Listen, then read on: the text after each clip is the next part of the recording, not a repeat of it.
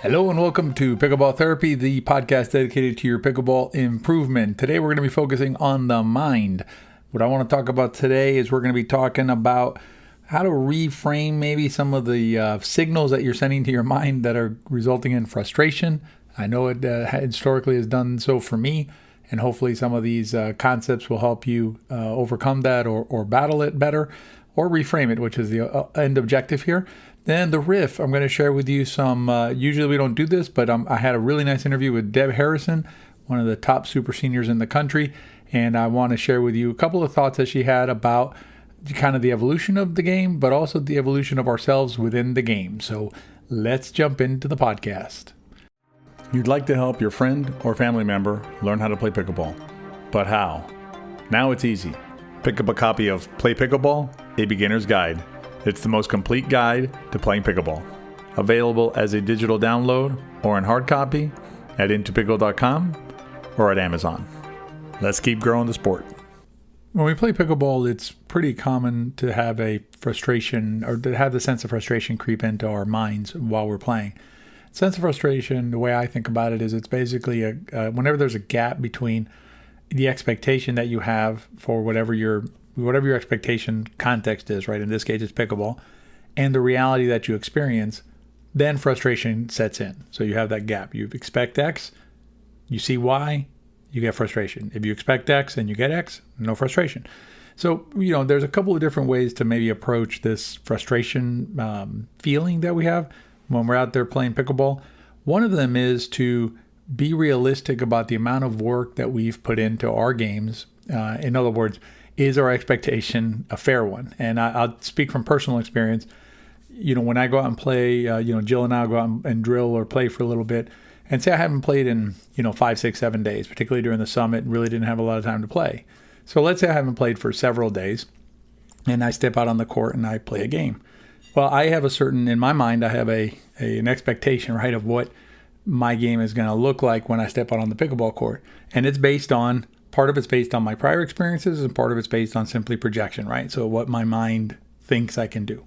But if I haven't played in a week or so, is it fair for me to put that kind of burden on myself, to put that kind of expectation on myself to say, you know what, Tony, you need to go out there, you need to perform at the highest level that you can perform at, no matter the circumstances? Obviously, that doesn't make any sense.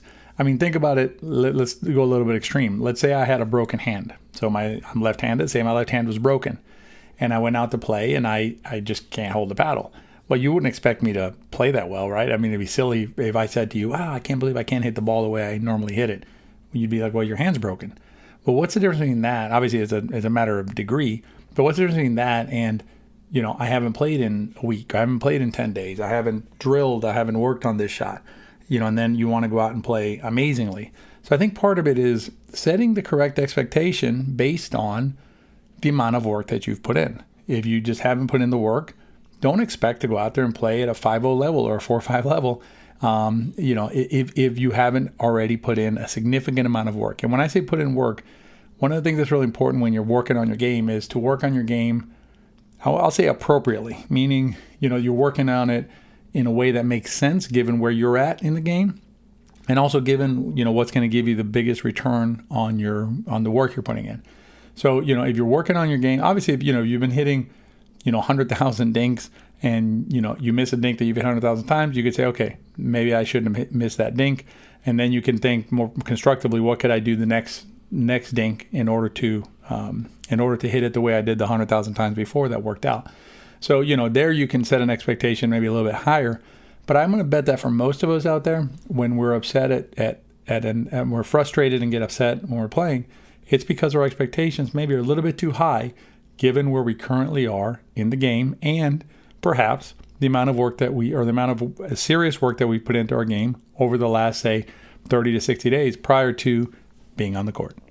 So what can we do to perhaps reduce some of that frustration that we're feeling out on the court? One was the one I just mentioned, which is basically maybe reframe the reasonableness of the expectation. So reframe the expectation of what you expect of yourself. So instead of maybe expecting X when X is not reasonable to expect Y. And say, okay, I'm going to expect Y today because I haven't played in a while, or I haven't been able to be out on the court, I've been injured, whatever it is. I'm a little bit out of shape. Maybe I need to work on some cardio, things like that. The other thing that you can do is if you want to improve your game is to spend time working on your game. In other words, put in the time to actually work on your game, to actually improve on the things that you think you need to do better or would like to do better, rather than simply going out on the court again and again and again and expecting a different result when you haven't put in the work and the time necessary to get that different result. So, and one thing that's really important here is playing pickleball is great. Go out, play pickleball, enjoy the game, but playing pickleball it's not a really good way to improve just to play pickleball. Now, if you're just out there playing and playing and playing, it's not really a good recipe for improvement. If you talk to the best players out there, again, Deb Harrison, Yvonne Ting, players like that, John Sperling, they spend hours each week drilling on their game. Wall drills with friends, ball machine, whatever kind of drilling you can get, you can sneak in. They do hours of drilling every week. So yes, when they step out on the court, they expect to reset that shot, or they expect not to miss that dink, because they've hit 500, 1,000, 2,000 of those shots in the last 7 days. Even if you've been playing every day for 3 hours, 4 hours a day, you are not hitting the volume of shots that these players are hitting in order to improve their games.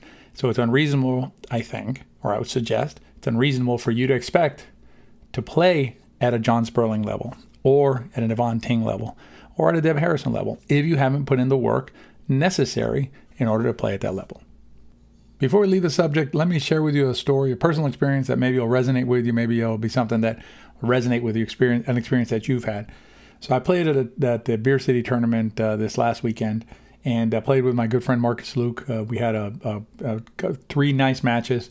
We had a couple of 3-gamers that were a lot of fun. One of them lasted an hour. The other one I think was like 45 minutes plus. So there were nice matches. And what I took away from it though is that, was I playing at my best? The answer is no. Why was I not playing at my best? Well, part of it was because I did not have the stamina necessary in order to compete at that level. So once we finished the second match was the one that was about an hour long. And, you have the adrenaline going. We lost the first game. We won the second game. We had a back and forth. I think it was 8-7 or 7-7 in the third game. We ended up losing the third game. So when we went to the consolation round, I didn't have any gas left in the tank. 0 gas left in the tank in order to play. Now, it doesn't matter how good my shots are. It doesn't matter how amazing my strategy, techniques, whatever, anything else in my game is. If I can't move my legs in order to get them into the position they need to be in for me to execute the shot, the rest of it you can just throw out the window. It doesn't matter. So, I walked away from that saying, obviously, I wish I had performed better. I also had a reasonable perspective about it, saying, okay, I haven't really put in the time in order to work on my body, in order to work on my physical body, meaning the strength of my legs, meaning the stamina that I have to be out on the court for an extended period of time. And to go out and expect to play, at that point we had played 6 games, right? So 2 matches, 3 games each. So 6 games. 6 games is a decent amount of pickleball, particularly when you're playing at that level, in other words, at that level of intensity, right? Not like rec games, but competitive games. So by the time we got to the 7th game, which was the 15-point consolation game, and I had no gas left, well, that was reasonable to expect that I would have no gas left. So no reason to get frustrated then, but you walk away from it and you say, okay, what now? What am I going to do now with that information? So what I did is I came home. I started doing cardio 2 days a week, heavy cardio, and 2 days a week I'm doing not heavy lifting, but I'm doing weight training to improve the tone of my muscles and just increase my overall strength. So I'm doing overall weight training and overall cardio training at least 4 days a week to make sure that next time I play in a tournament, I have a more reasonable expectation that I'm going to perform like X rather than get Y. If you want to hear Deb's thoughts on the evolution of the game and how we kind of keep up with it, stay tuned for the riff. You've studied the pickleball videos, maybe read a pickleball book, taken a lesson or two, but there's just something missing, something to complete the whole picture. That's where VI Pickleball comes in. VI Pickleball is the most immersive pickleball learning community available today. You can check out more information at wearepickleball.com. See you in the community. Normally we don't do this, but I had an opportunity to interview Deb Harrison a couple weeks ago for the summit, and during my interview with her, we had kind of it was on the record, off the record kind of conversation. We were just chatting about the game and things like that. And I thought it was a really, in looking it over this last week, I thought it was really helpful information, the way she kind of summarized the way the game's evolved. So I figured I'd share that with you. And the context of this is we were talking about, we were filming a video for YouTube where basically we did she was showing us a new shot. She's adding basically more of a roll to her forehand drive because she wants to be able to be more offensive in her game. And this exchange took place during that part of the filming that day when we were filming that YouTube video, and I thought it was super informative and gave us some context, so I'm going to share that with you now. People go through transitions, they come into this game wildly hitting the ball and having a good time at it. Then they're told, you got to learn the soft game. Right. That stupid soft game, the third shot drop. Okay, and then they only do that. They forget that they can speed it up sometimes. Right. So this is my reclaiming that spirit of hitting a ball hard at times. Some words of wisdom from one of the wisest players of them all, Deb Harrison. We really appreciate everything she does for the game.